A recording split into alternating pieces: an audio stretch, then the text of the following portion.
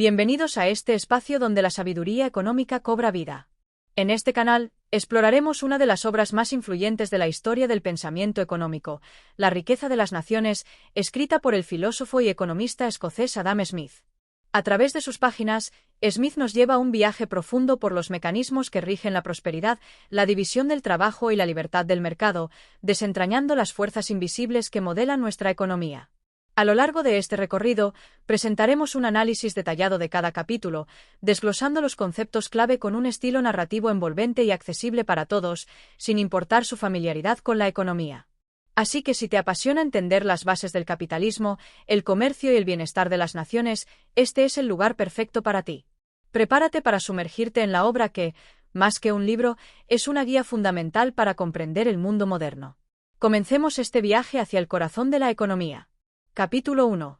El origen de la riqueza. En el vasto escenario del mundo, donde los ríos serpentean entre fértiles valles y los océanos rugen contra las costas, la riqueza de las naciones no ha sido siempre la misma. Hubo un tiempo en que los hombres vivían de lo que la naturaleza les brindaba directamente, sin la estructura de mercados, sin monedas, sin contratos ni tratados comerciales. Pero el hombre, inquieto y astuto, no tardó en descubrir el verdadero motor del progreso, su capacidad de crear, transformar y comerciar. Las primeras civilizaciones, asentadas en los márgenes de los grandes ríos, descubrieron que su riqueza no se encontraba en los metales preciosos, sino en la producción, en el trabajo organizado, en la distribución de bienes y conocimientos. La agricultura les permitió asentarse, el comercio les dio expansión, la especialización les trajo eficiencia. Pero, ¿qué era la riqueza? ¿Acaso un cofre rebosante de oro y plata? ¿O el poder de alimentar a su gente, de vestirlos, de construir ciudades imponentes? Adam Smith nos invita a mirar más allá de las apariencias, a entender que la verdadera riqueza de una nación no está en sus tesoros, sino en su capacidad de producir y mejorar la vida de sus ciudadanos. Así nació una pregunta que resonaría a través de los siglos: ¿cómo se genera la prosperidad? El mundo antes del comercio. Imaginemos una aldea primitiva, donde los hombres cazan con rudimentarias lanzas y las mujeres recolectan frutos en los bosques cercanos. Cada familia debe procurarse su propio alimento, fabricar sus propias herramientas y construir su propio refugio. Pero un día, un hombre descubre que es especialmente hábil fabricando lanzas resistentes, mientras otro aprende a tejer con gran destreza. En lugar de que cada uno se esfuerce en hacer todo por sí mismo, deciden intercambiar: una lanza por un cesto de frutas, un abrigo por un cuchillo de piedra. Así, sin saberlo, han encendido la chispa del comercio, la esencia de la economía. Este simple intercambio, tan natural como el trueque de dos niños que intercambian juguetes, es el germen de la riqueza. Cuanto más eficaces se vuelven en sus respectivos oficios, mayor será el beneficio mutuo. La cooperación no solo les permite sobrevivir, sino mejorar su calidad de vida. Aquí yace el primer secreto de la prosperidad, la división del trabajo. El nacimiento de la economía. Con el paso de los años, las aldeas crecieron hasta convertirse en ciudades y en grandes imperios. La producción de bienes se multiplicó, los caminos se poblaron de comerciantes y los barcos surcaron los mares con sus bodegas repletas de especias, telas y minerales preciosos. Pero con este crecimiento surgió la necesidad de algo más, un medio común de intercambio. El trueque, aunque eficiente en los primeros tiempos, se volvió engorroso cuando las transacciones se hicieron más complejas. ¿Cómo valorar una carreta de trigo en relación con un fardo de lana? ¿Cómo hacer negocios si no se podía encontrar un acuerdo inmediato sobre el valor de cada bien? Así nació el dinero. Primero como piedras preciosas, luego como metales acuñados, más tarde como billetes y, finalmente, como un concepto abstracto en bancos y mercados financieros. Pero su función seguía siendo la misma: facilitar el intercambio y permitir la acumulación de riqueza. Sin embargo, no bastaba con poseer oro o plata. La verdadera pregunta que atormentaría a los economistas era otra: ¿qué hacía que un país fuera próspero mientras otros se sumían en la miseria? El enigma de la riqueza. Adam Smith observó su mundo con aguda perspicacia. En su tiempo, algunas naciones florecían con industrias pujantes, mientras otras parecían condenadas a la pobreza. Los monarcas europeos acumulaban fortunas en oro, creyendo que la riqueza de un país se medía en el metal que guardaban en sus bóvedas. Pero Smith comprendió lo que tantos antes de él habían pasado por alto. La riqueza no es el oro, sino la capacidad de producción de un pueblo. Si un reino acumulaba metales preciosos, pero su gente pasaba hambre, no era un reino próspero, sino un castillo de ilusiones. La verdadera medida del éxito de una nación no era la cantidad de oro en su tesoro, sino la abundancia de bienes y servicios que su gente podía producir y consumir. Smith rompió así con la mentalidad mercantilista que dominaba su época, aquella que creía que la riqueza de un país solo podía crecer a expensas de otro. La economía no era un juego de suma cero. Había algo más grande, algo más poderoso que el simple acaparamiento de dinero. El principio de la prosperidad. Con esta revelación, se trazó un nuevo camino para la economía. No bastaba con conquistar territorios o acumular metales preciosos. Había que incentivar la producción, fomentar la especialización, permitir que los mercados operaran con libertad. Así nació el principio de la economía moderna. La riqueza proviene del trabajo y la producción, no de la acumulación de metales. El comercio permite que los bienes fluyan y las naciones crezcan juntas. La especialización y la división del trabajo son los motores del progreso. La pregunta que ahora quedaba en el aire era, si la riqueza no estaba en los cofres del rey, sino en la productividad del pueblo, ¿cómo debía organizarse el trabajo para alcanzar la máxima prosperidad? Esa pregunta abriría la puerta a una de las mayores revoluciones económicas de la historia. Y su respuesta se encontraba en la fuerza más poderosa que mueve al mundo, la división del trabajo. Capítulo 2. La división del trabajo, el motor del progreso. En los albores de la humanidad, el hombre era su propio artesano, cazador, agricultor y tejedor. Con sus propias manos labraba la tierra, fabricaba sus herramientas, construía su refugio y tejía sus ropajes. Pero pronto descubrió que su supervivencia no dependía solo de su fuerza y habilidad, sino de su capacidad de cooperación. Cuando los primeros grupos humanos comenzaron a asentarse, comprendieron que el esfuerzo individual era limitado, pero el trabajo en conjunto multiplicaba la productividad. Así nació la división del trabajo, la gran fuerza que marcaría la diferencia entre la mera subsistencia y la abundancia. Y con ella, el mundo jamás volvería a ser el mismo. El nacimiento de la especialización. En una pequeña aldea, un hombre aprende a tallar la madera con maestría, otro sabe construir canoas resistentes, mientras que una mujer descubre la manera de hilar la lana con destreza. Al principio, cada uno intentaba hacerlo todo por sí mismo. Pero con el tiempo, se dieron cuenta de que al concentrarse en una sola tarea, mejoraban su destreza y podían intercambiar su producción con los demás. El carpintero dejó de cultivar la tierra y, en cambio, perfeccionó su habilidad con la madera. El tejedor abandonó la caza para dedicarse a fabricar ropa. Y así, la comunidad dejó de ser un grupo de individuos autosuficientes para convertirse en una sociedad interconectada. La división del trabajo no solo aumentó la cantidad de bienes producidos, sino que dio paso a la especialización, a la maestría, al perfeccionamiento. Cada hombre y mujer ya no necesitaba hacer todo. Bastaba con que hiciera bien una sola cosa. Y con ello, la prosperidad comenzó a tomar forma. El prodigio de la fábrica de alfileres. Adam Smith, con su ojo observador y su capacidad de análisis, comprendió mejor que nadie el poder de la división del trabajo. Para ilustrarlo, nos lleva a un lugar aparentemente insignificante, una fábrica de alfileres.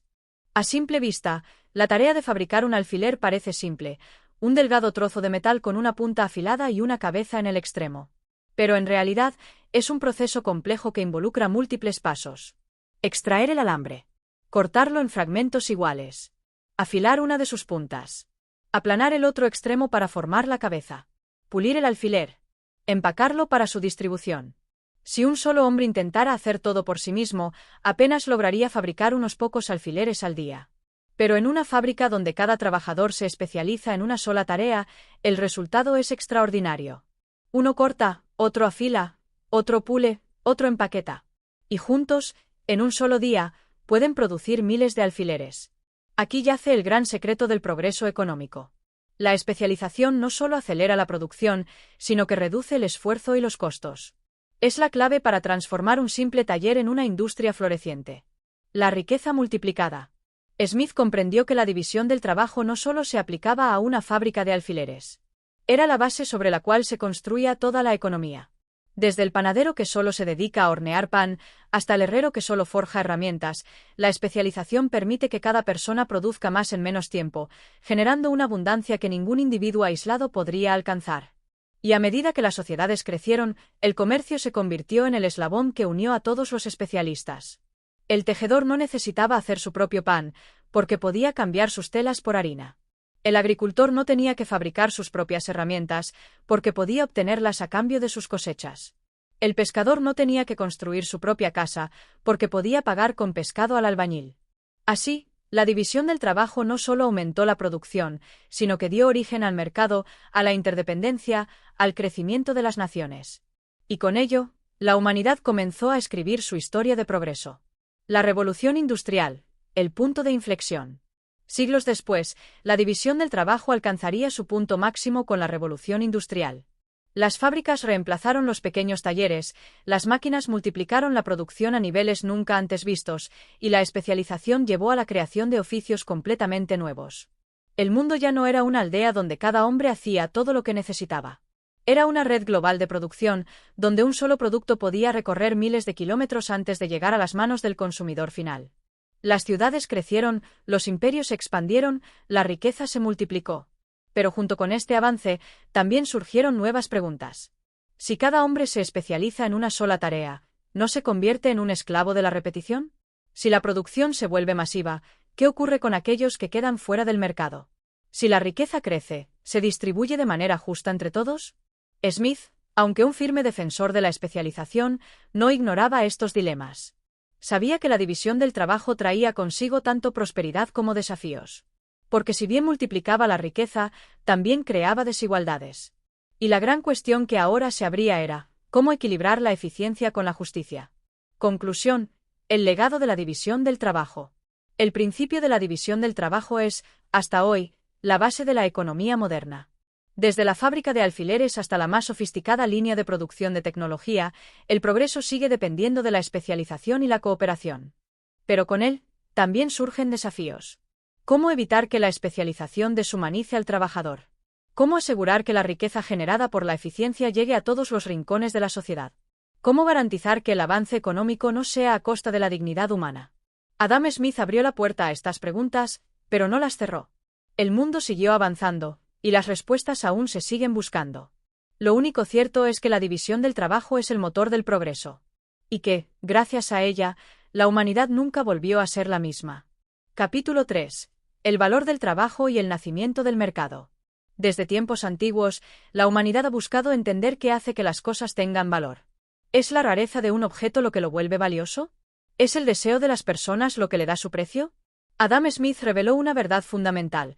El verdadero origen del valor no está en los metales preciosos ni en la escasez, sino en el trabajo humano. Es el esfuerzo, el tiempo y la habilidad dedicados a la producción lo que realmente otorga valor a los bienes. El trabajo como fuente de riqueza. Imaginemos un mundo sin comercio ni dinero, donde cada persona debe fabricar todo lo que necesita. Si alguien quiere pan, debe cultivar trigo, molerlo, amasar la harina y hornearlo. Si necesita ropa, debe criar ovejas, esquilar la lana, hilarla y tejerla. Cada bien requiere una cantidad de esfuerzo diferente, y esa diferencia es lo que determina su valor. Por eso, un objeto que requiere más trabajo es más valioso que uno que se obtiene con facilidad. Un saco de harina puede equivaler al mismo esfuerzo que fabricar un cuchillo. Una carreta de madera puede valer lo mismo que un abrigo de lana. Así, el valor de los bienes no está en su material, sino en el esfuerzo que tomó producirlos. Pero, ¿cómo se intercambian los bienes de manera justa? Aquí es donde nace el mercado. El nacimiento del mercado y el trueque. En los primeros tiempos, el comercio no existía. Cada familia era autosuficiente, produciendo solo lo que necesitaba para sobrevivir. Pero a medida que la sociedad creció, las personas comenzaron a especializarse. Un herrero fabricaba herramientas. Un panadero horneaba pan. Un tejedor producía ropa. Pronto, se dieron cuenta de que podían intercambiar sus productos en lugar de hacer todo por sí mismos. Así nació el trueque. Un panadero podía cambiar pan por carne con un carnicero. Un alfarero podía intercambiar jarras por pescado con un pescador. Pero el trueque tenía problemas. No siempre se encontraba alguien que necesitara exactamente lo que uno ofrecía. No había una medida clara para comparar el valor de los bienes. Entonces, para facilitar el intercambio, se creó el dinero. El dinero como solución al comercio. El dinero nació como una herramienta de intercambio. Al principio, las personas usaban bienes con valor universal, como sal, de ahí la palabra salario. Cacao en América prehispánica. Oro y plata, que eran fáciles de transportar y difíciles de falsificar. Luego, las civilizaciones comenzaron a acuñar monedas y más tarde, a emitir billetes. El dinero resolvió los problemas del trueque. Permitió medir el valor de los bienes de manera uniforme. Facilitó el comercio a gran escala. Permitió acumular riqueza y hacer inversiones. Pero si el dinero es solo un medio de intercambio, ¿quién decide cuánto vale cada producto? La oferta y la demanda, el regulador invisible. En un mercado libre, los precios no los fija una persona ni el gobierno, sino la interacción entre compradores y vendedores. Si hay mucho trigo en el mercado, su precio baja. Si hay pocas telas y muchos las desean, su precio sube. Este principio, llamado ley de oferta y demanda, es el que regula los precios de manera natural. Adam Smith lo describió como una mano invisible que guía el mercado sin necesidad de intervención. Cada persona, al buscar su propio beneficio, contribuye al equilibrio general del sistema. Pero, ¿qué sucede cuando alguien intenta manipular el mercado? Aquí es donde entran en juego los monopolios y el papel del Estado, temas que se explorarán en capítulos posteriores. Conclusión. El valor de un bien no está en su rareza, sino en el trabajo necesario para producirlo. El mercado nació como una forma de intercambiar bienes de manera justa, evolucionando desde el trueque hasta el dinero moderno. Y en un sistema de libre comercio, los precios se regulan solos a través de la oferta y la demanda. Sin embargo, cuando el mercado se desequilibra, pueden surgir problemas como la especulación y la desigualdad. ¿Debe el Estado intervenir para corregir estos desequilibrios? Esa será la gran pregunta del próximo capítulo. Capítulo 4. El dinero y su papel en la economía.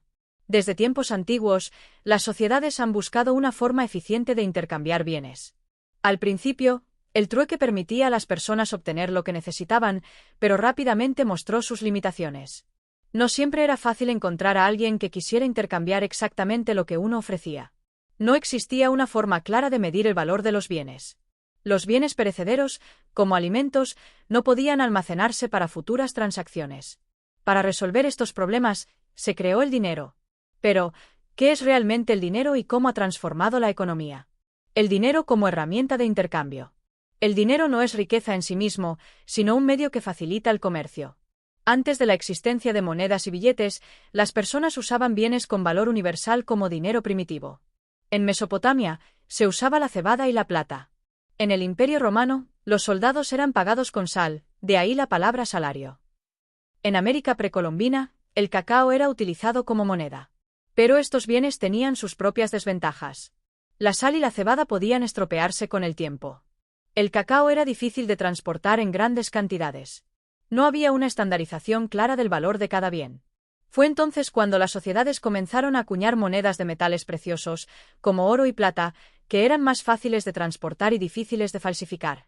El dinero resolvió los problemas del trueque y permitió la expansión del comercio. Las funciones del dinero en la economía. El dinero no es solo un objeto físico, sino que cumple tres funciones clave en la economía. Medio de intercambio. Permite comprar y vender sin necesidad de trueque. Unidad de cuenta. Sirve como referencia para medir el valor de bienes y servicios. Depósito de valor. Puede guardarse y usarse en el futuro sin perder su utilidad. Sin estas funciones, la economía moderna no podría operar de manera eficiente. La evolución del dinero, de las monedas al dinero digital. Con el tiempo, el dinero ha evolucionado para adaptarse a las necesidades de las sociedades. Las primeras monedas fueron utilizadas en la antigua Lidia, actual Turquía, alrededor del siglo VII a.C. Los billetes de papel surgieron en China durante la dinastía Tang, siglo VII después de Cristo, facilitando transacciones a gran escala. Los bancos modernos comenzaron a emitir dinero basado en reservas de oro. El dinero fiduciario, sin respaldo en metales preciosos, se convirtió en el estándar global en el siglo XX. Hoy, el dinero ya no es solo físico. Con la digitalización, las transacciones ocurren en segundos a través de tarjetas y criptomonedas. Pero, ¿qué pasa cuando hay demasiado o muy poco dinero en circulación? La inflación y la deflación. El equilibrio del dinero. El dinero solo es útil si mantiene su valor. Si su cantidad en la economía no está bien regulada, pueden ocurrir problemas. Inflación, cuando hay demasiado dinero. Si un gobierno imprime más dinero del necesario. Los precios suben rápidamente. El poder adquisitivo de la gente cae. El dinero pierde su valor. Ejemplo, la hiperinflación en Alemania, 1923, hizo que los ciudadanos necesitaran carretillas llenas de billetes para comprar pan. Deflación, cuando hay muy poco dinero. Si hay menos dinero en circulación. Los precios bajan, pero las empresas dejan de invertir. El desempleo aumenta porque las empresas reducen costos. La economía entra en recesión. Ejemplo, la Gran Depresión de 1929, donde la falta de liquidez paralizó el comercio y la inversión. El equilibrio es fundamental, ni demasiado poco dinero en la economía. El dinero y la banca, ¿quién controla su emisión? En el pasado, los gobiernos acuñaban monedas según la cantidad de oro y plata que poseían. Hoy, el dinero es emitido por los bancos centrales, que regulan la cantidad de dinero en la economía a través de las tasas de interés. Si suben, el crédito se encarece y hay menos dinero circulando. La emisión de dinero, para estimular la economía en tiempos de crisis. El control de la inflación, ajustando la cantidad de dinero disponible. Si los bancos centrales manejan bien estas herramientas, pueden evitar crisis económicas. El futuro del dinero. ¿Hacia dónde vamos? Con la tecnología, el dinero está cambiando más rápido que nunca. Las criptomonedas desafían el sistema financiero tradicional. Los pagos digitales están reemplazando el efectivo. Los bancos centrales exploran monedas digitales estatales. Sin embargo, estos cambios traen nuevos desafíos. ¿Cómo garantizar la seguridad de las transacciones digitales? ¿Qué pasará con los bancos si el dinero es totalmente descentralizado? ¿Cómo evitar fraudes y burbujas especulativas en las criptomonedas? El futuro del dinero dependerá de cómo las sociedades equilibren la innovación con la estabilidad económica. Conclusión. El dinero ha sido la herramienta clave para la evolución de la economía.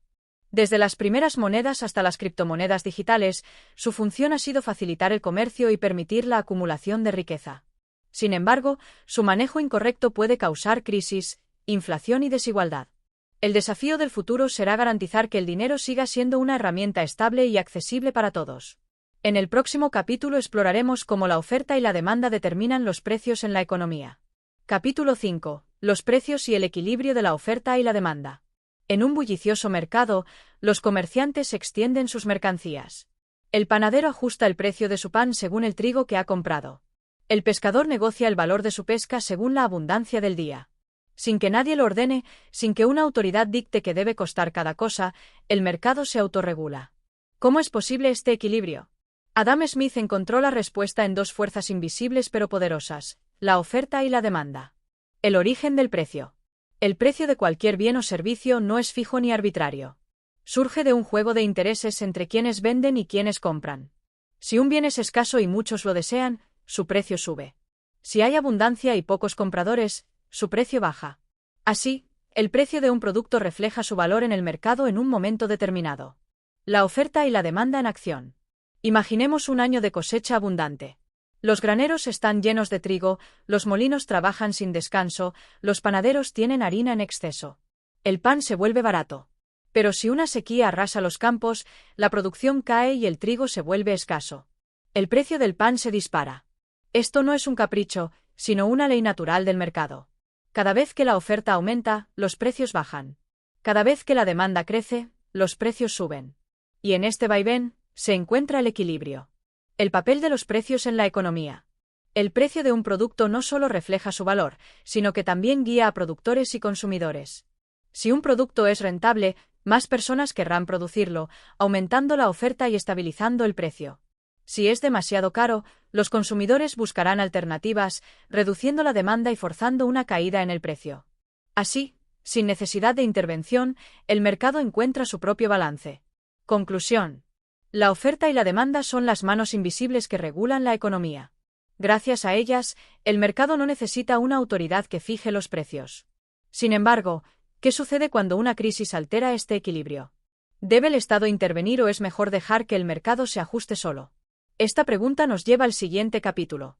Capítulo 6. El comercio, la conexión entre naciones. Desde los primeros intercambios entre tribus hasta la compleja red de mercados globales actuales, el comercio ha sido el motor del desarrollo económico y la conexión entre naciones.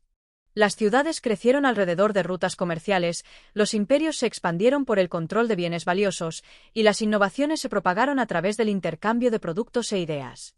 Adam Smith entendió que ninguna nación puede prosperar en aislamiento. Para que una economía crezca, necesita vender lo que produce en exceso y comprar lo que no puede generar de manera eficiente. Pero, ¿cómo surgió el comercio internacional y qué efectos tiene en la riqueza de las naciones? El origen del comercio entre naciones. El comercio no siempre fue una actividad organizada. Las primeras civilizaciones intercambiaban productos esenciales, como alimentos y herramientas. Las caravanas cruzaban el desierto con especias, seda y oro. Las ciudades costeras prosperaban al recibir mercancías de tierras lejanas. Uno de los primeros ejemplos de comercio global fue la Ruta de la Seda, que conectaba China, India, Persia y Europa, permitiendo el flujo de bienes, cultura y tecnología. Con el tiempo, el comercio dejó de ser un simple intercambio de bienes y se convirtió en un factor clave para el crecimiento de las economías nacionales. La ventaja de la especialización. Smith argumentó que cada nación debería enfocarse en producir lo que hace mejor y más eficientemente. Esto se conoce como ventaja comparativa y es uno de los principios fundamentales del comercio internacional. Por ejemplo, Inglaterra tenía gran capacidad para fabricar telas de alta calidad. Francia tenía el clima perfecto para producir vinos finos. España contaba con vastas tierras fértiles para el cultivo de trigo. En lugar de que cada país intentara fabricar todo por sí mismo, el comercio les permitía intercambiar lo que mejor producían.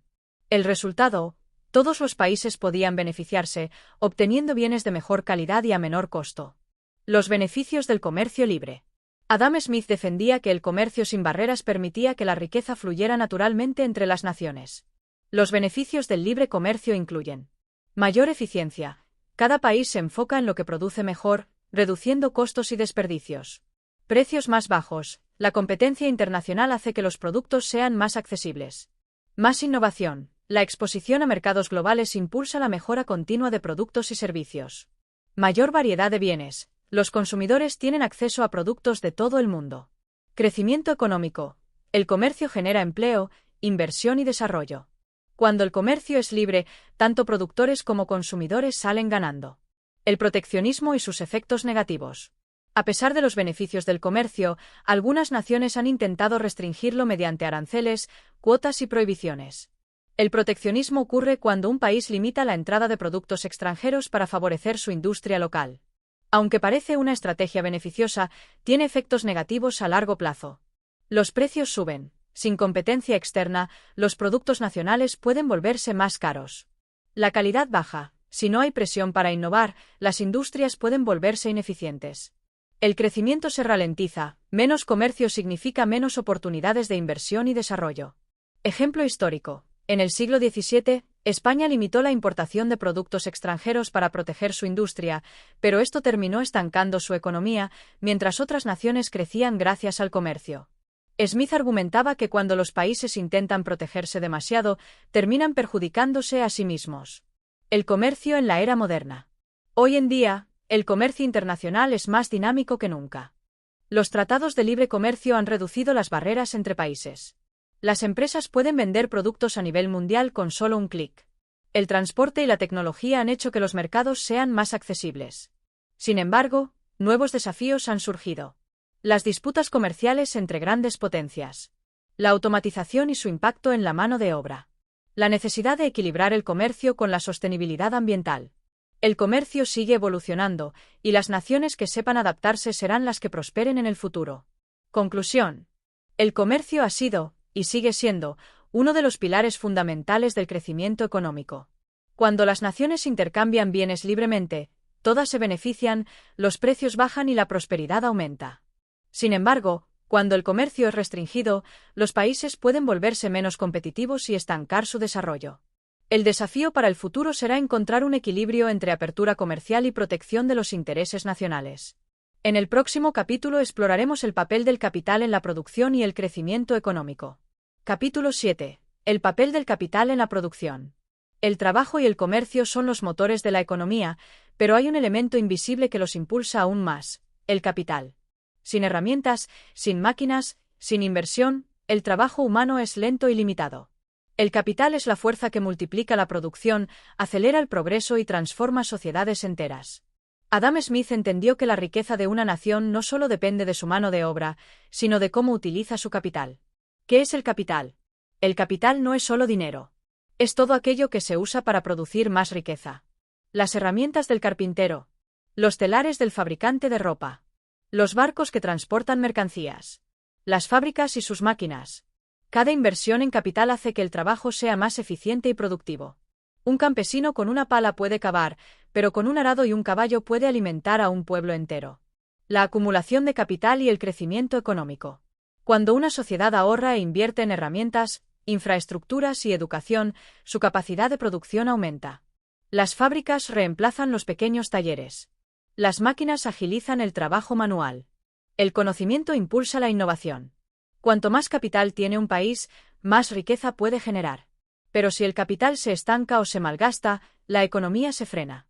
El riesgo de la concentración del capital. Si bien el capital es esencial para la producción, su acumulación en pocas manos puede crear desigualdades. Si solo unos pocos controlan las inversiones, pueden manipular los mercados, fijar precios y limitar el acceso a la riqueza. Aquí surge un dilema. ¿Debe el capital estar completamente en manos privadas o debe el Estado regularlo para evitar abusos? Conclusión. El capital es el gran multiplicador de la riqueza. Sin él, el trabajo sería lento y el comercio ineficaz. Pero su concentración en pocas manos puede generar injusticias. ¿Cómo encontrar el equilibrio entre la inversión privada y el bienestar común? Esa será la pregunta del próximo capítulo. Capítulo 8. Las industrias y su crecimiento en la economía moderna. El mundo cambió cuando los hombres dejaron de trabajar con sus propias manos y comenzaron a construir máquinas que multiplicaban su esfuerzo. Las pequeñas aldeas se transformaron en ciudades bulliciosas, las fábricas reemplazaron a los talleres, y el humo de las chimeneas marcó el amanecer de una nueva era, la era industrial. Adam Smith comprendió que el crecimiento de las industrias era la clave para la prosperidad de una nación. Pero, ¿cómo surgieron las grandes industrias y qué impacto tuvieron en la economía? El nacimiento de la industria. Todo comenzó con un principio simple, la especialización. Cuando los artesanos dejaron de fabricar cada producto de principio a fin y comenzaron a dividir el trabajo, la producción se aceleró. Las fábricas nacieron cuando los empresarios invirtieron en maquinaria, reuniendo a cientos de trabajadores en un solo lugar para producir en masa. El resultado fue asombroso. Más bienes producidos en menos tiempo. Precios más bajos para los consumidores. Mayor acceso a productos antes considerados un lujo. Así, las industrias crecieron y transformaron el comercio. El impacto en la economía. Las industrias no solo cambiaron la producción, sino también la estructura de la sociedad. Las ciudades crecieron a un ritmo acelerado. La mano de obra dejó el campo para trabajar en fábricas. Los mercados se expandieron más allá de las fronteras. El mundo nunca volvió a ser el mismo. Pero junto con la riqueza, también surgieron problemas. El lado oscuro de la industrialización. El crecimiento de las industrias trajo consigo explotación laboral, desigualdad y crisis económicas. Si bien los empresarios obtenían grandes ganancias, muchos trabajadores vivían en condiciones precarias. Esto planteó un dilema. ¿Debe el Estado intervenir para proteger a los trabajadores o debe dejar que el mercado se regule solo? Conclusión. Las industrias impulsaron el crecimiento de las naciones, pero también crearon nuevos desafíos. ¿Cómo lograr un equilibrio entre el progreso y la justicia social? Esa será la cuestión del próximo capítulo. Capítulo 9. El papel del Estado en la economía. Las naciones crecen gracias al trabajo, al comercio y a la industria. Pero, ¿debe el Estado intervenir en la economía o dejar que el mercado se regule solo? Adam Smith defendía la libertad de comercio, pero sabía que el Estado tiene un papel fundamental en la sociedad. Las funciones esenciales del Estado. Para Smith, el gobierno no debía controlar la economía, pero sí garantizar tres funciones clave. Proteger a la nación, mantener un ejército para defenderse de amenazas externas. Garantizar la justicia, establecer leyes para evitar fraudes y conflictos en el comercio. Construir infraestructura, carreteras, puertos y servicios que faciliten la actividad económica. Cuando el Estado cumple estas funciones, el mercado puede operar con mayor eficiencia. El riesgo del exceso de intervención. Pero si el gobierno controla demasiado, surgen problemas. Altos impuestos que frenan el crecimiento. Regulaciones excesivas que limitan la competencia. Corrupción y burocracia que ahogan la innovación. Smith temía que un gobierno demasiado grande asfixiara la economía. ¿Hasta dónde debe llegar el Estado? Este es el gran dilema. ¿Debe el Estado intervenir solo cuando es necesario, o es su deber controlar la economía para garantizar equidad? Demasiada libertad puede llevar al abuso. Demasiado control puede frenar el progreso. Conclusión. El Estado es necesario, pero su papel en la economía debe ser equilibrado. El gran desafío es encontrar ese punto medio. Y en el siguiente capítulo exploraremos un tema crucial, los impuestos y su impacto en la riqueza. Capítulo 10. Los impuestos y su impacto en la riqueza. Desde que existen los gobiernos, existen los impuestos. Son el precio que paga una sociedad para mantenerse en orden, construir caminos, defenderse y garantizar la justicia. Pero Adam Smith advirtió que un mal sistema de impuestos puede frenar el crecimiento de una nación, ahogar la industria y empobrecer a su pueblo. ¿Por qué existen los impuestos? El Estado necesita recursos para cumplir sus funciones esenciales. Defender la nación.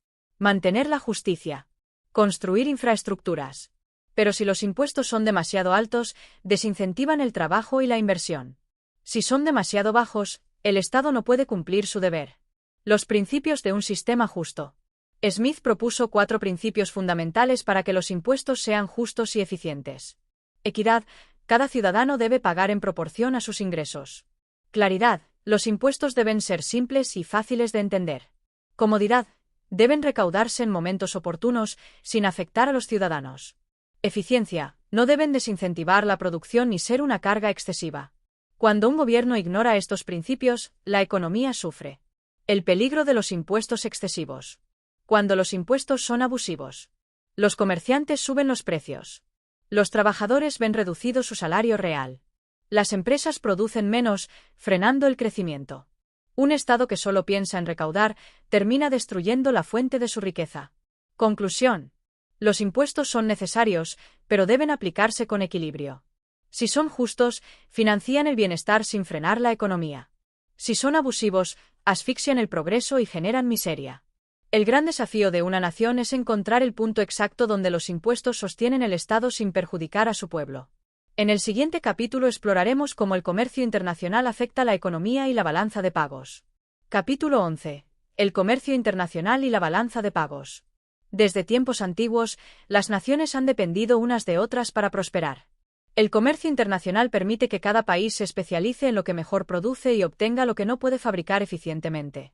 Sin embargo, este intercambio no es siempre equilibrado. Algunas naciones exportan más de lo que importan, acumulando riqueza, mientras que otras compran más de lo que venden y caen en déficit. Aquí surge un concepto clave en la economía, la balanza de pagos. ¿Qué es la balanza de pagos? Es el registro de todas las transacciones económicas de un país con el resto del mundo. Se divide en 2 partes.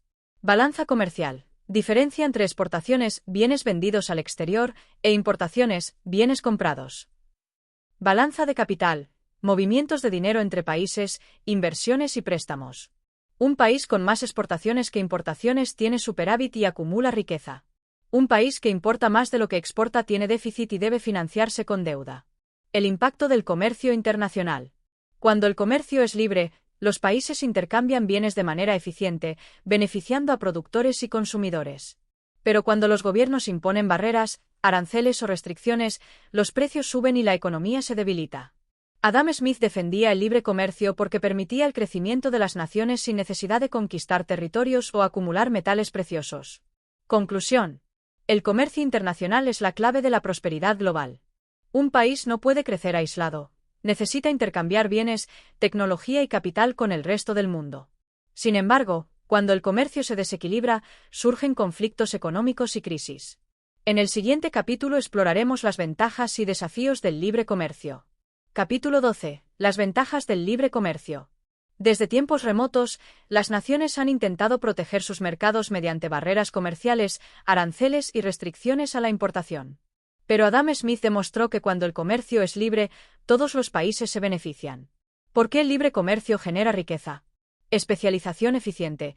Cada país produce lo que mejor sabe hacer y compra lo que le resulta costoso fabricar. Mayor competencia. Obliga a las empresas a mejorar la calidad y reducir precios. Mayor variedad de productos. Los consumidores tienen acceso a bienes de todo el mundo a precios más bajos. Innovación y crecimiento. Al haber más mercados, las industrias crecen y generan más empleo. El daño de las barreras comerciales. Cuando los gobiernos imponen impuestos a las importaciones, aranceles o prohíben ciertos productos extranjeros, la economía sufre. Los precios suben. Los consumidores tienen menos opciones. Las industrias pierden acceso a mejores materiales y tecnología. En lugar de fortalecer la economía, las restricciones comerciales terminan debilitándola. La interconexión de las naciones. En un mundo donde los mercados están más conectados que nunca, el libre comercio no es solo una estrategia económica, sino una necesidad. Sin embargo, algunos argumentan que sin protecciones, ciertas industrias pueden verse afectadas. Aquí surge el dilema. ¿Debe el gobierno intervenir para proteger a su economía o permitir que el mercado actúe libremente? Conclusión. El libre comercio impulsa la prosperidad, pero también plantea desafíos. ¿Cómo pueden las naciones garantizar una economía abierta sin perjudicar a sus propios productores? En el próximo capítulo exploraremos el impacto de los monopolios y su amenaza al mercado libre. Capítulo 13. Los monopolios y sus efectos en el mercado. En un mercado libre, la competencia impulsa la innovación, baja los precios y mejora la calidad de los productos. Pero, ¿qué sucede cuando una sola empresa domina todo el mercado y elimina a sus competidores? Cuando una sola entidad controla la producción y venta de un bien o servicio, puede fijar los precios a su conveniencia y detener el progreso. Este es el peligro de los monopolios, un fenómeno que Adam Smith observó con preocupación, pues sabía que el control absoluto de un sector económico podía dañar gravemente a una nación. ¿Qué es un monopolio y cómo se forma? Un monopolio ocurre cuando una empresa, una corporación o incluso un gobierno se convierte en el único proveedor de un bien o servicio. Puede surgir de diversas maneras. Por control de los recursos. Si una empresa posee todas las minas de hierro, domina la industria del acero. Por regulación estatal. En algunas épocas, los gobiernos otorgaban permisos exclusivos a ciertas empresas, impidiendo la competencia. Por absorción de la competencia. Cuando una empresa crece lo suficiente, puede comprar o eliminar a sus rivales. Por innovación temprana. Si una empresa desarrolla una tecnología revolucionaria antes que los demás, puede mantener el control del mercado durante años. En todos los casos, el resultado es el mismo. Una sola entidad controla la oferta y fija los precios sin que los consumidores tengan otras opciones. Los efectos negativos de los monopolios. A primera vista, un monopolio puede parecer conveniente para la empresa que lo posee. Pero a largo plazo, perjudica tanto a la economía como a la sociedad. 1. Precios elevados. Cuando no hay competencia, la empresa fija los precios a su antojo. Los consumidores, sin alternativas, se ven obligados a pagar más por productos o servicios que podrían ser más baratos en un mercado abierto. 2. Menor innovación. En un mercado competitivo, las empresas luchan por atraer clientes con mejores productos y servicios. Pero un monopolio no necesita mejorar su oferta, pues los consumidores no tienen otra opción. 3. Desigualdad económica. Los monopolios concentran la riqueza en unas pocas manos, mientras que las pequeñas empresas y los trabajadores tienen menos oportunidades de crecimiento. 4. Corrupción y abuso de poder. Las grandes corporaciones pueden influir en los gobiernos, logrando regulaciones que protejan su posición y obstaculicen a nuevos competidores. Adam Smith temía la connivencia entre el poder político y los monopolios, ya que esto podía conducir a una economía controlada por intereses privados en lugar del bienestar común. Ejemplos históricos de monopolios. A lo largo de la historia, han existido varios monopolios que han afectado el desarrollo de las economías. Las compañías de Indias Orientales, siglo XVII-XVIII. Estas empresas, respaldadas por los gobiernos de Inglaterra y los Países Bajos, tenían el control exclusivo del comercio en las colonias, fijando precios y limitando la competencia. Los monopolios ferroviarios en Estados Unidos, siglo XIX. Un pequeño grupo de empresarios controlaba las rutas ferroviarias, cobrando tarifas abusivas a los agricultores y comerciantes. Las grandes petroleras del siglo XX. Empresas como Standard Oil llegaron a controlar la mayor parte de la producción de petróleo, hasta que los gobiernos intervinieron para frenar su dominio. Estos ejemplos demuestran que cuando un monopolio se vuelve demasiado grande, puede afectar negativamente a toda la economía. ¿Debe el Estado intervenir? Adam Smith defendía el libre mercado, pero sabía que los monopolios podían destruir la competencia. Si un solo actor domina el mercado, los consumidores pierden, los emprendedores no pueden crecer y la economía se estanca. Aquí surge un dilema importante. Si el Estado no interviene, los monopolios pueden abusar de su poder. Si el Estado interviene demasiado, puede ahogar la innovación y el crecimiento. Los gobiernos modernos han optado por regular los monopolios, aplicando leyes antimonopolio para garantizar que las empresas compitan en igualdad de condiciones. Sin embargo, el equilibrio entre libertad y regulación sigue siendo un debate abierto. Conclusión. Los monopolios rompen el equilibrio del mercado, eliminan la competencia y perjudican a los consumidores. Para que la economía prospere, es necesario fomentar la competencia y evitar que una sola empresa controle un sector entero. Pero, ¿cómo lograr un equilibrio entre la inversión privada y la justicia económica? En el próximo capítulo exploraremos cómo la acumulación de capital puede impulsar o frenar la economía. Capítulo 14. El impacto de la acumulación de capital. El progreso de una nación no solo depende del trabajo de su gente ni de la libertad de su comercio. Existe una fuerza silenciosa, una energía que impulsa la producción y permite que la economía crezca: el capital. Sin inversión en herramientas, fábricas, infraestructura y educación, el trabajo sería lento y rudimentario. El capital es el gran multiplicador de la riqueza. Pero Adam Smith también advirtió que su acumulación puede traer desigualdades y desequilibrios. ¿Qué es el capital y por qué es clave en la economía? El capital no es solo dinero. Es todo aquello que permite aumentar la producción de bienes y servicios. Las máquinas en una fábrica. Las herramientas de un artesano. Las carreteras y puertos que facilitan el comercio. El conocimiento y la educación que mejoran el trabajo. Cuando una sociedad acumula capital y lo invierte bien, su capacidad de producción se multiplica. Un carpintero con solo sus manos trabaja lento, pero con herramientas de precisión puede construir más y mejor. Un agricultor con una simple azada cosecha poco, pero con un tractor puede alimentar a cientos de personas. Así, el capital no solo acelera la producción, sino que transforma la sociedad. ¿Cómo se acumula el capital? El capital no aparece por sí solo. Debe ser generado y acumulado a través del ahorro y la inversión. Los empresarios reinvierten sus ganancias en maquinaria y tecnología. El gobierno invierte en educación y obras públicas. Los bancos facilitan préstamos para que nuevas empresas crezcan. Cada pieza de capital acumulado construye un futuro más próspero. Pero si el capital se estanca o se concentra en pocas manos, el sistema puede desequilibrarse. El peligro de la mala distribución del capital. Si bien el capital impulsa la economía, su acumulación descontrolada puede generar desigualdades. Concentración de riqueza. Cuando solo unos pocos controlan el capital, los demás tienen menos oportunidades de crecer. Desigualdad de acceso.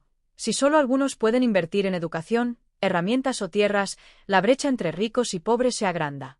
Especulación financiera. En lugar de usarse para producir bienes y empleos, el capital puede ser utilizado para manipular mercados, inflar precios y generar crisis. Adam Smith advirtió que, si el capital no se distribuye correctamente, en lugar de crear prosperidad, puede generar pobreza y conflicto. El equilibrio entre acumulación y circulación. El capital solo es útil si se reinvierte en la economía. Si los grandes empresarios acumulan riqueza sin reinvertirla, la producción se ralentiza y los trabajadores no pueden progresar. Pero si el capital se invierte en innovación, empleo y crecimiento, la economía avanza y toda la sociedad se beneficia. Aquí surge un dilema. ¿Debe el Estado intervenir para redistribuir el capital o debe dejar que el mercado lo regule solo? Si se imponen demasiados impuestos, se frena la inversión y la creación de riqueza. Si se deja todo en manos del mercado, puede generarse una brecha social insostenible. Conclusión. La acumulación de capital es esencial para el crecimiento económico. Pero si no se distribuye equitativamente y no se reinvierte en la sociedad, puede convertirse en un obstáculo en lugar de un motor de progreso. ¿Cómo lograr que el capital impulse la prosperidad sin generar desigualdades? Esa será la cuestión del próximo capítulo. Capítulo 15. La importancia de la educación y la innovación. La riqueza de una nación no se mide solo en su oro, en sus fábricas o en su comercio. El verdadero motor del crecimiento es el conocimiento. Adam Smith entendió que, sin educación ni innovación, la economía se estanca y la prosperidad se detiene. El capital, el trabajo y el comercio son esenciales, pero sin nuevas ideas, sin mentes preparadas para enfrentar los desafíos del futuro, ninguna sociedad puede sostener su crecimiento. El conocimiento como motor de la economía. Desde tiempos antiguos, el progreso humano ha dependido de quienes se atrevieron a pensar diferente. La rueda permitió el comercio a larga distancia. La imprenta hizo posible la difusión del conocimiento. La máquina de vapor impulsó la revolución industrial. Cada innovación multiplicó la productividad, transformó la economía y creó nuevas oportunidades. Pero para que la innovación florezca, la educación es fundamental. La educación y la especialización del trabajo. Smith observó que la división del trabajo aumentaba la eficiencia, pero también podía convertir a los trabajadores en simples piezas de una máquina. Si un hombre pasaba toda su vida apretando tornillos en una fábrica, su mente se atrofiaba, su creatividad moría y su aporte a la sociedad se reducía. Por eso, la educación era clave. Un trabajador educado no solo es más productivo, sino que también puede adaptarse a nuevas tecnologías. Una sociedad con acceso al conocimiento es más innovadora y competitiva. Las naciones que invierten en educación generan más riqueza a largo plazo. Innovación y progreso económico. La educación no solo beneficia a los individuos. Es el pilar sobre el que se construyen industrias enteras. Un país que fomenta la investigación y el desarrollo genera nuevas tecnologías, nuevos productos y nuevos mercados.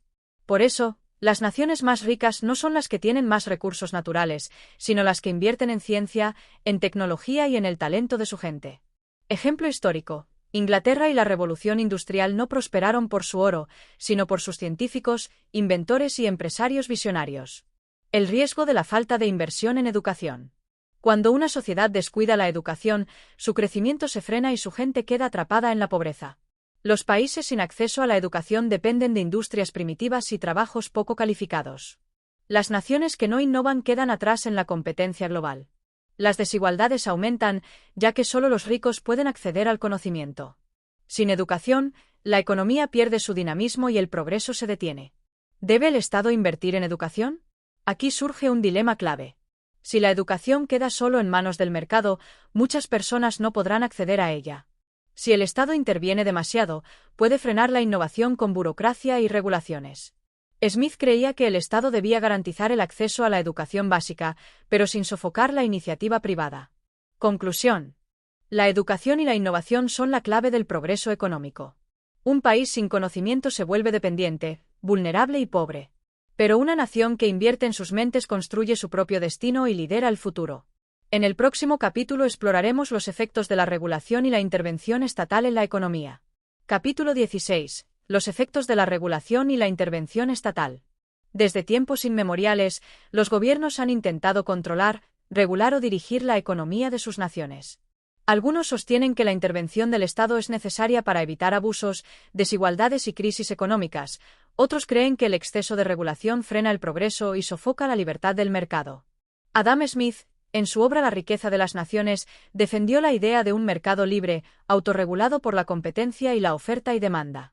Sin embargo, también reconoció que ciertas funciones del Estado eran necesarias para garantizar el orden y la justicia en la economía. Entonces, ¿cuándo la intervención estatal es un impulso para la prosperidad y cuándo se convierte en un obstáculo para el crecimiento? El mercado libre y sus límites.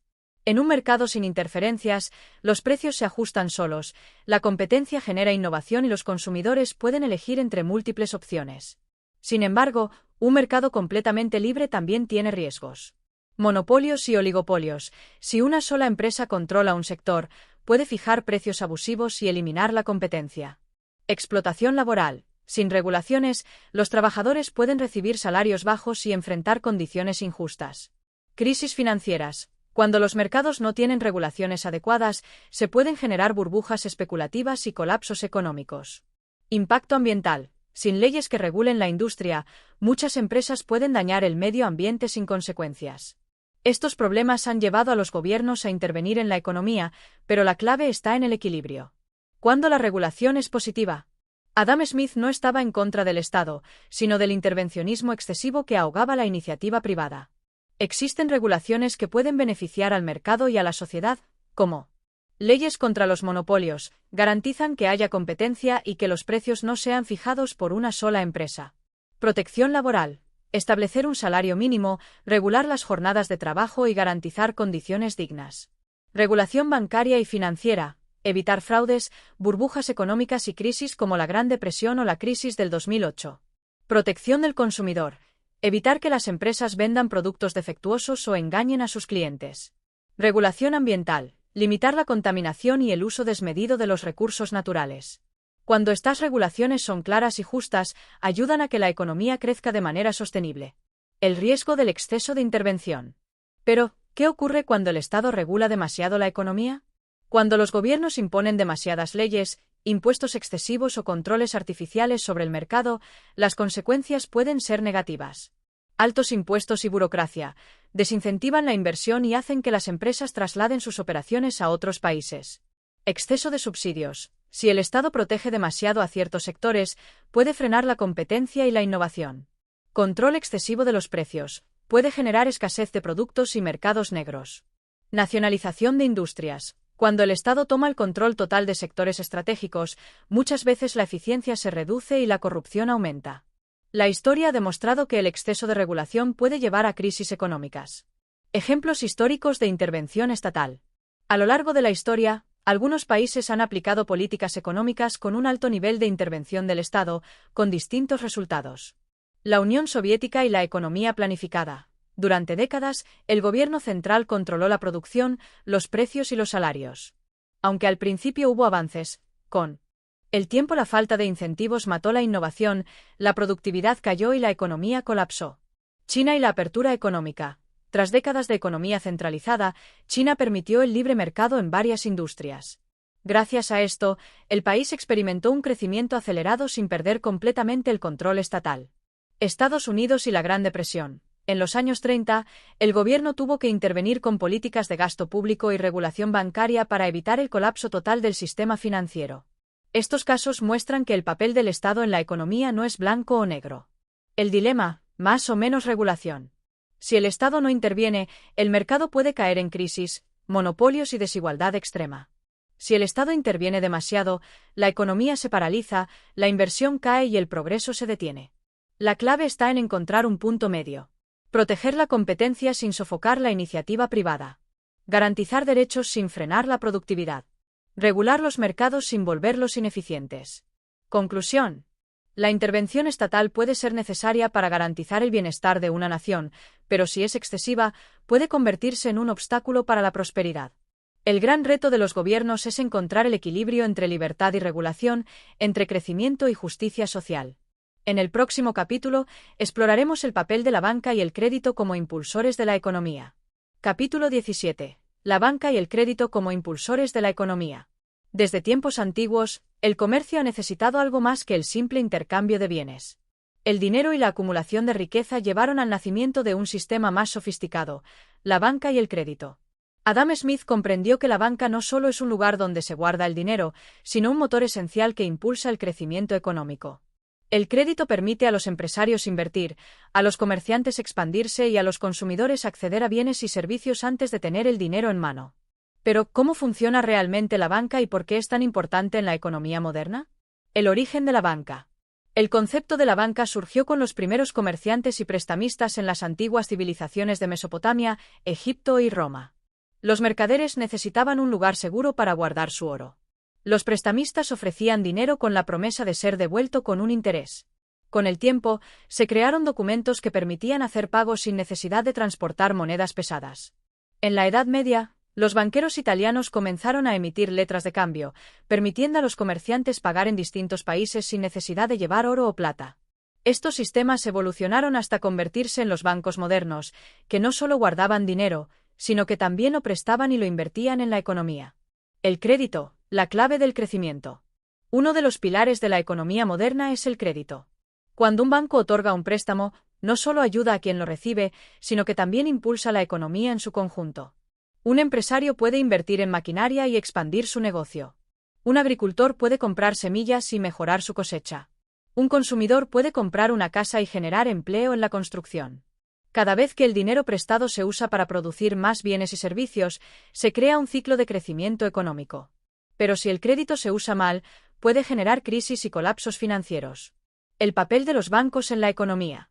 Los bancos no solo prestan dinero, sino que cumplen funciones esenciales para el desarrollo de un país. Facilitan la circulación del dinero. Permiten que los pagos y transacciones sean más rápidos y seguros.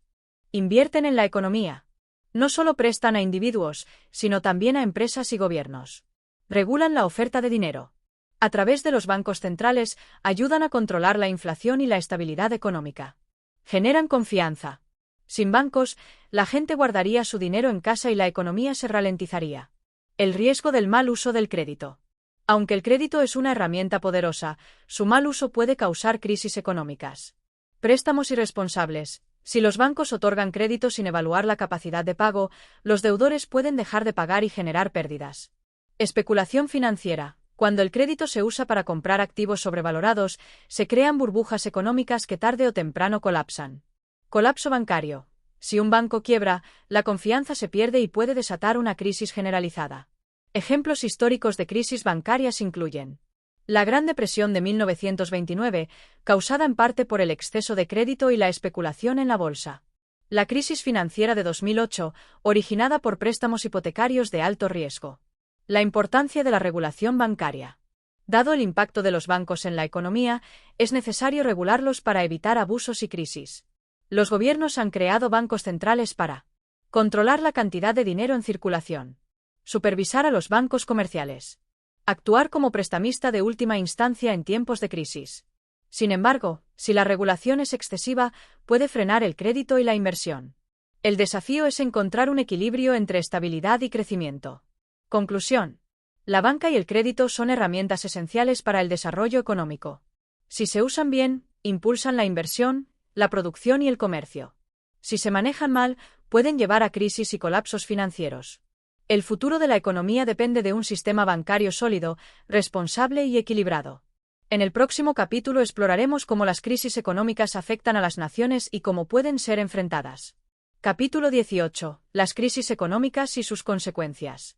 La economía, como un océano en constante movimiento, nunca permanece en calma por mucho tiempo. Hay momentos de crecimiento y abundancia, pero también periodos de turbulencia y crisis. Las crisis económicas han sacudido a las naciones desde tiempos inmemoriales, dejando a su paso desempleo, pobreza, quiebras y desesperación. ¿Pero por qué ocurren estas crisis? ¿Son inevitables o pueden prevenirse? Adam Smith entendió que la economía no era una línea recta, sino un ciclo de auge y recesión, impulsado por la confianza, la inversión y el crédito. Cuando todo marcha bien, la gente invierte y consume. Pero cuando la incertidumbre se apodera del mercado, el miedo y la desconfianza pueden hundir una nación en el caos financiero. Las causas de una crisis económica. Las crisis pueden tener muchas causas, pero generalmente surgen de un desequilibrio en el sistema. Crisis de sobreproducción.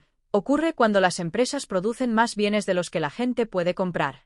Colapso del crédito. Cuando los bancos otorgan demasiados préstamos sin respaldo y los deudores no pueden pagar.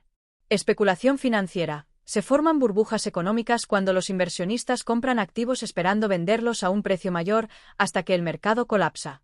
Factores externos. Guerras, pandemias, catástrofes naturales o cambios en el comercio global pueden afectar la economía de una nación.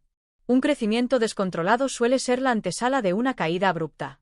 El ciclo económico, auge y crisis. La economía no es estática. Se mueve en ciclos de expansión y contracción.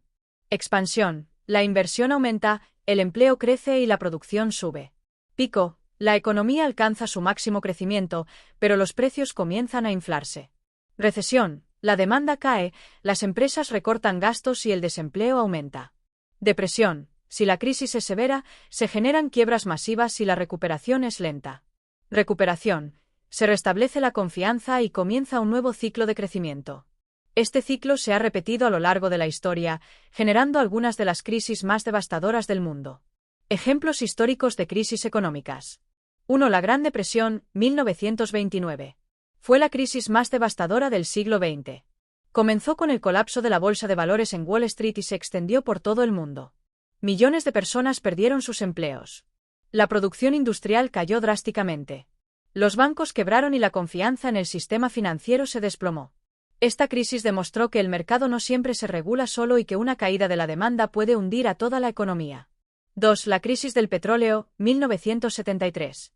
Cuando los países árabes restringieron la exportación de petróleo, los precios se dispararon y las economías de Occidente colapsaron. La gasolina se volvió escasa y cara. La inflación subió rápidamente. Las empresas cerraron y el desempleo aumentó. Esta crisis evidenció la vulnerabilidad de las economías ante cambios en los recursos naturales. 3. La crisis financiera de 2008. Fue causada por el exceso de crédito en el sector inmobiliario. Los bancos otorgaron hipotecas de alto riesgo, y cuando los deudores no pudieron pagar, el sistema financiero colapsó. Millones de familias perdieron sus hogares. Los bancos necesitaron rescates del Estado.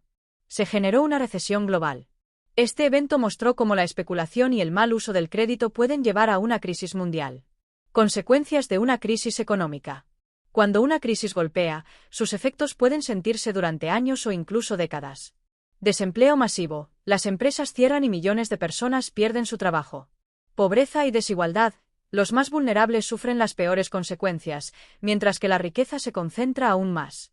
Caída del comercio. La incertidumbre frena la inversión y el comercio internacional se desacelera. Crisis política y social. La desesperación puede llevar a protestas, revueltas y cambios de gobierno.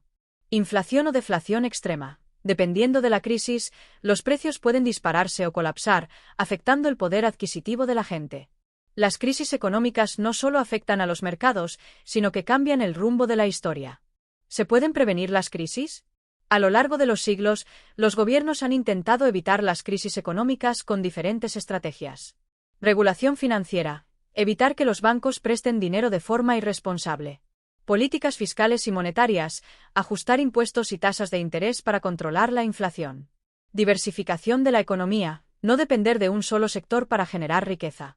sistemas de seguridad social, proteger a los trabajadores en tiempos de crisis. Sin embargo, las crisis siguen ocurriendo porque la economía es impredecible y está influenciada por múltiples factores. El reto no es solo evitar las crisis, sino aprender a enfrentarlas para que su impacto sea menor y la recuperación más rápida.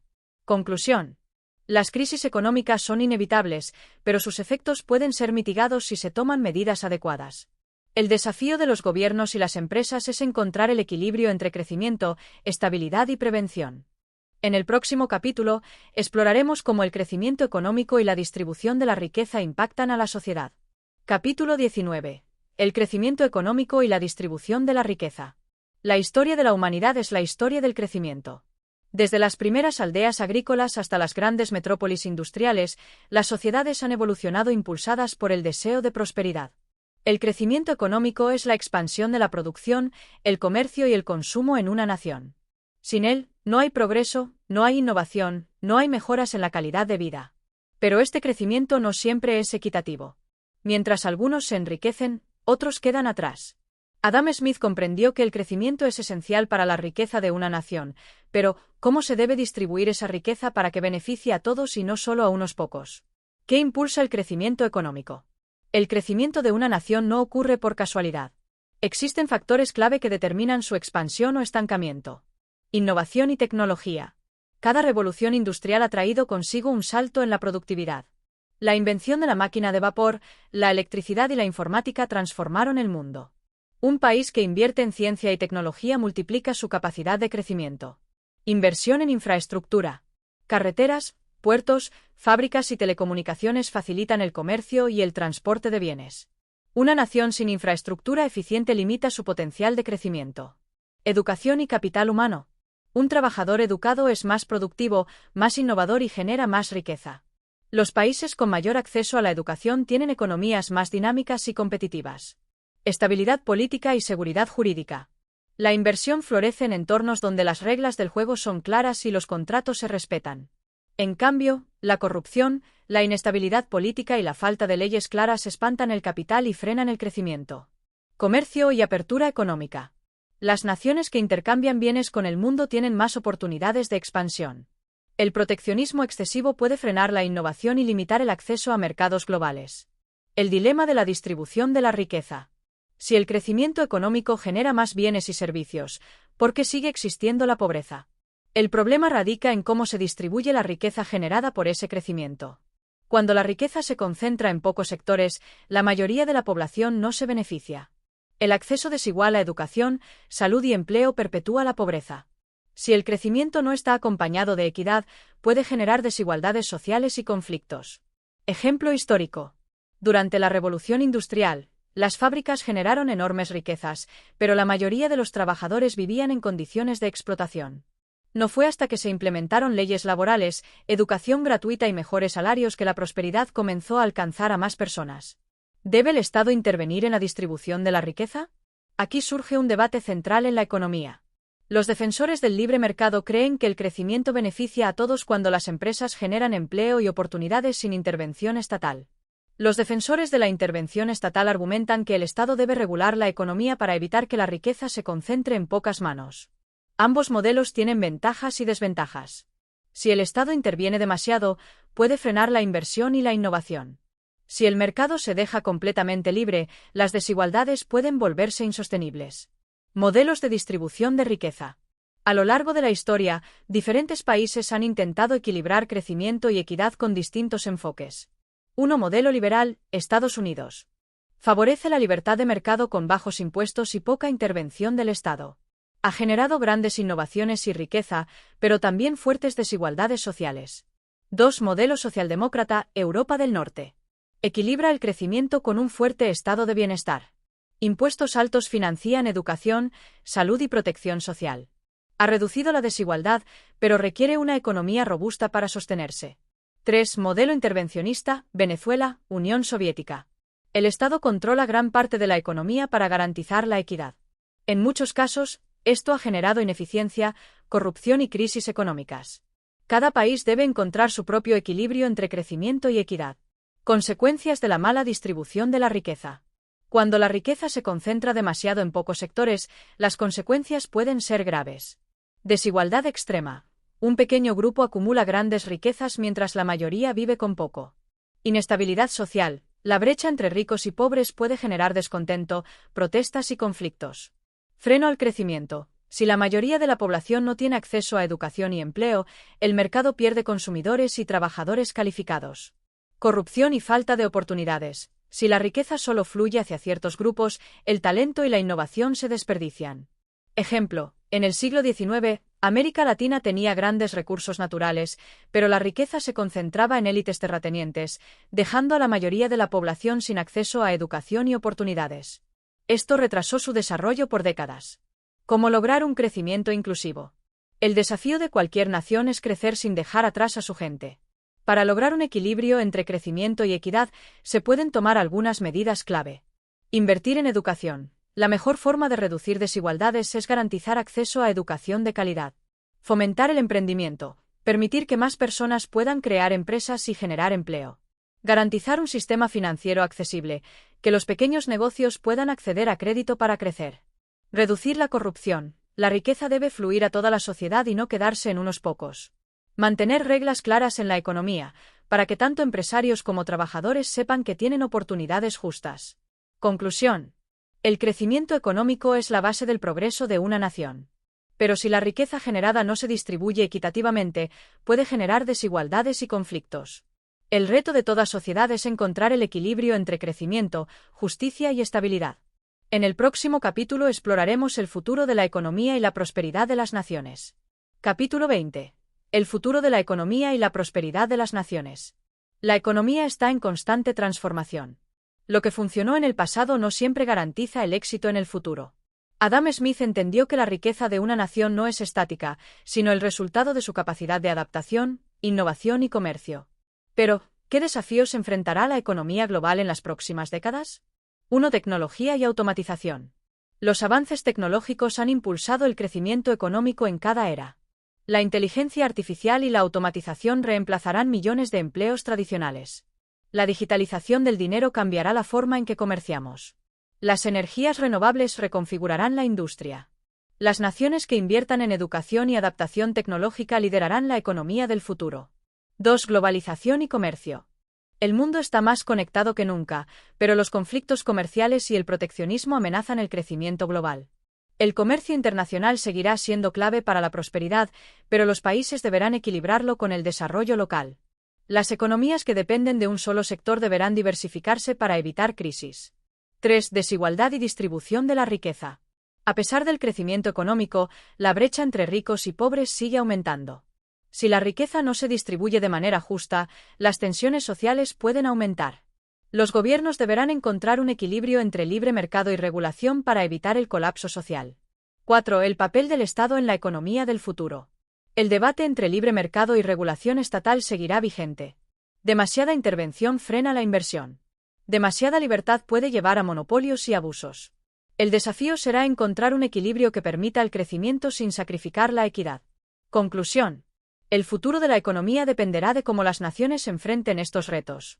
Adam Smith nos enseñó que la riqueza de una nación se basa en la producción, el comercio y la innovación. Las decisiones que tomemos hoy determinarán el mundo del mañana. Gracias por escuchar. Suscríbete y vuelve pronto para más historias que te atraparán.